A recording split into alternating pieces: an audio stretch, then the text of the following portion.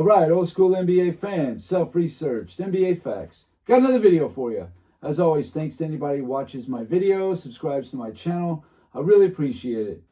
In this video here, what I think is a bit of a media narrative for sure. The 2017 Golden State Warriors that people say are a top 5 team of all time for sure, and maybe the best team ever, which I just don't understand the logic of that at all. I know about having Durant and Curry on the same team, but believe me, there's been better pairings before. And then you got Klay Thompson, Draymond Green, all that.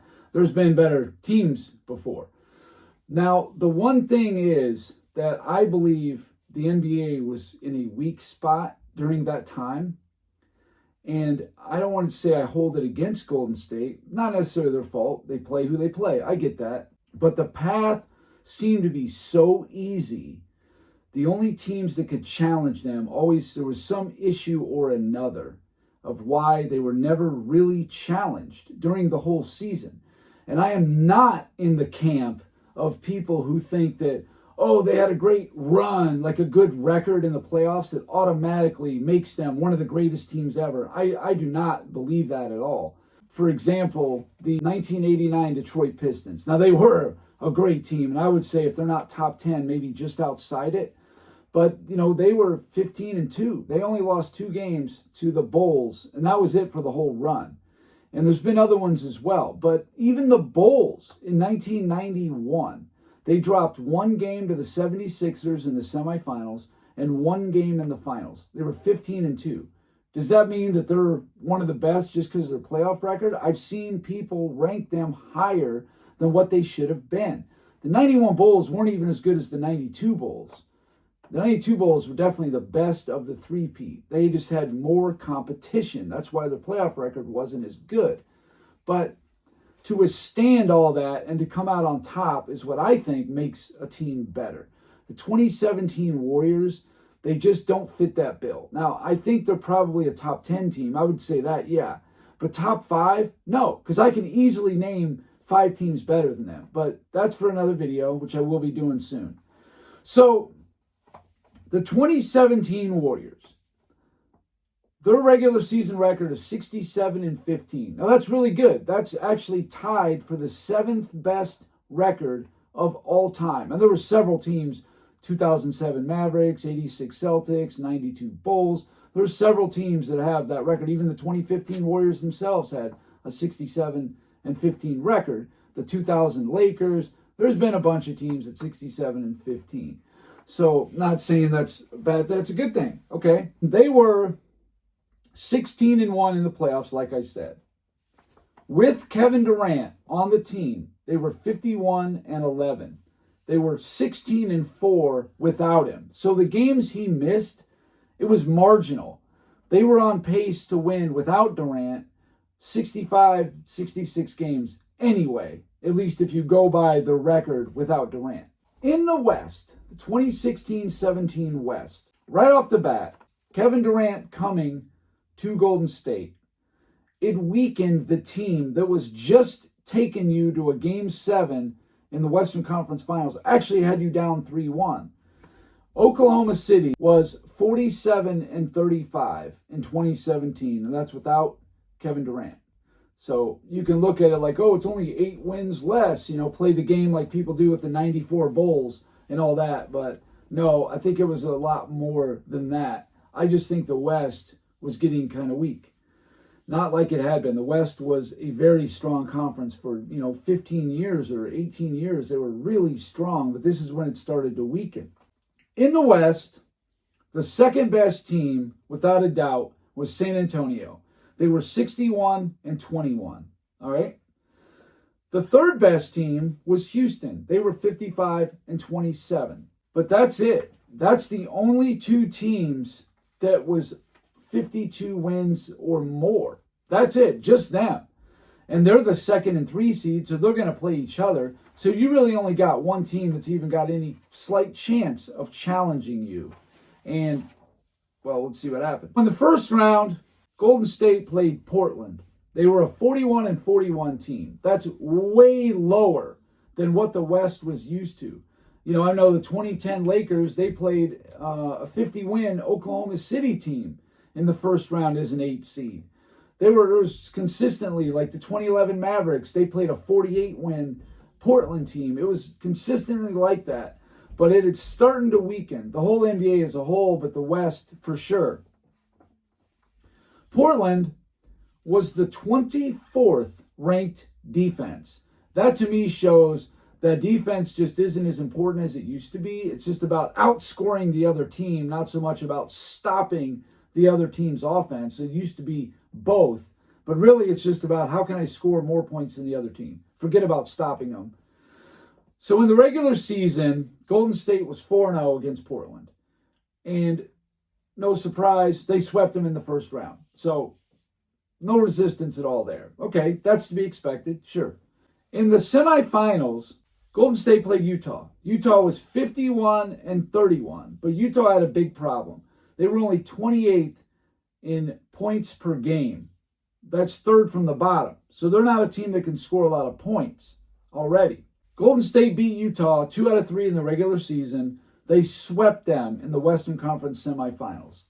However, George Hill, Utah's number 2 scorer on their team, he missed 3 of the 4 games in the Western Conference semifinals. He actually got hurt in the third quarter of game 1. And I couldn't find a video clip on it, but he did, and he never played again. The rest of the series, he was out. After they sweep them in the Western Conference Finals, they play San Antonio. Here's the team that's going to challenge them. They were 61-21. They were the number 1 rated defense, the number 2 net rated team. And this team actually beat Golden State 2 out of 3 in the regular season. They swept them. But in the regular season, October 25th, that was the first game of the year, San Antonio blasted the Warriors 129-100, destroyed them. Then on March 11th, and that was in Golden State, by the way. Then on March 11th, this one was in San Antonio. The Spurs won 107-85. They won by 22 points. Destroyed them again. And then on March 29th, Golden State beat San Antonio by 12. So, as I said, the Spurs beat the Warriors 2 out of 3 in the regular season. They look like a team that could absolutely challenge them. But some things happened. Tony Parker's hit at 12. Rebound by Anderson inside. Now Tony Parker's down. Oh, Parker is down at the other end. And a whistle and a foul, Mills. Second on Mills. 35, well, he's 34. He'll turn 35 on May 17th. Is he holding that knee? Tony Parker gets hurt right there. That was in game 2 against Houston. They were crushing them. And this is a 3 seed. Good 55-win team. Good team. San Antonio was going to destroy them. So obviously Tony Parker misses the Western Conference Finals altogether. He's 34, almost 35 and all that. But he's playing great. In the playoffs, in the first round, in the first 2 games against Houston, Tony Parker was shooting 51 for 97. That's 52.6%. That's excellent. 14 for 14 from the line, 11 for 19 from 3. Pretty key piece to be missing. I would say he's being their point guard, the guy who runs the offense, all that. He was their second best player. Now, they did have like Pau Gasol, LaMarcus Aldridge, some, pretty good big guys. But I would say it was Tony Parker. He's out. Okay, fine, whatever. Then in the Western Conference Finals in Game 1, Kawhi Leonard gets injured. In the third quarter, San Antonio is up 78-55. They are really sticking it to them. But with 7:55 left in the third quarter, That's what they call the third quarter, one that was already sore. Leonard goes down, and they blow a 23-point lead in the third quarter with, about 20 minutes left in the whole game. So they made up more than 1 point a minute on San Antonio. Never should have happened, but without Kawhi Leonard and Tony Parker, there you go. That was just an unbelievably, ridiculously easy run to the finals. One of the easiest I can remember in recent time. I mean, this is like LeBron James on Cleveland easy. So in the finals, Golden State, they get Cleveland. Cleveland's a 51-31 team. They're the third rated offense. That's great. The 21st rated defense. Here's a team rated 20. I don't even know if there is a team rated that low made the finals. I'd have to research that. 21st rated defense and you're in the finals? That's laughable. But anyway, Golden State beat Cleveland 2 out of 3 in the regular season. Cleveland did offer some resistance at least. I thought, forget about on paper, I thought Kevin Love, Kyrie Irving, J.R. Smith, and LeBron James versus the Big Four on Golden State, that's an even matchup. Just who's going to play better, what it came down to. Well, here you go. Here's some highlights right here, and you tell me what you see. The offensive board. Klay Thompson comes up with a steal. 3-on-1. Ahead to Curry. Fires a three. Puts it in.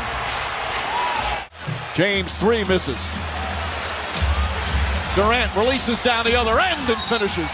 And a quick timeout called by Tyronn Lue as the Warriors go up by 6. Get on top of that screen. Too easy to go underneath it. That's a layup for Kevin Durant. Durant, Thompson on the switch. Durant drives, gets a great look and finishes.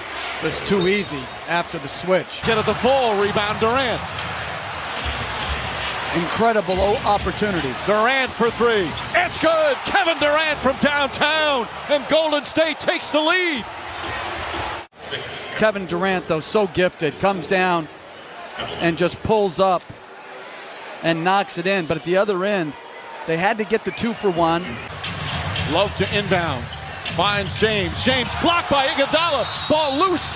Touched out of bounds by James, and it's Golden State ball with 10.4 remaining. So what I saw was Kevin Durant was getting the best of LeBron James, especially a couple of key plays there. So LeBron shoots a three-pointer, and somehow Kevin Durant beats him all the way down the floor, and they throw a pass down, and he gets a bucket. That's him just being lazy.